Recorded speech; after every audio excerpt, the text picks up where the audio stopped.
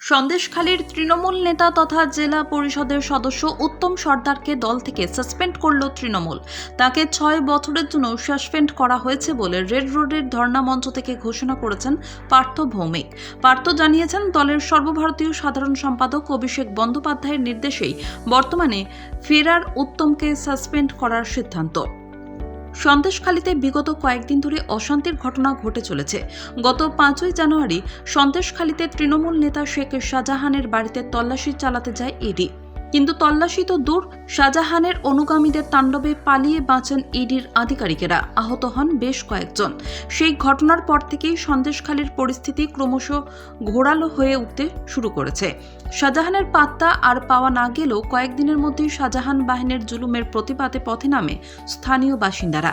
গত 2 দিন ধরে কার্যত রণক্ষেত্রের পরিণতি হয় উত্তর 24 পরগনার ওই এলাকা।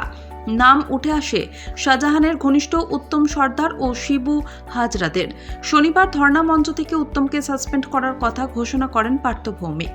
উত্তমের বিরুদ্ধে মানুষের সঙ্গে খারাপ ব্যবহারের অভিযোগের পরিপ্রেক্ষিতে অভিষেক তাকে সাসপেন্ড করার সিদ্ধান্ত নিয়েছেন।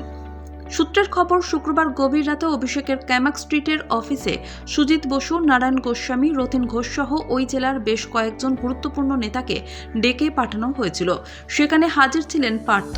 সেখানেই উত্তমকে সাসপেন্ড করার নির্দেশ দেন অভিষেক। তারপরেই শনিবার পার্থ সাধারণ সম্পাদকের নির্দেশের কথা ঘোষণা করেন।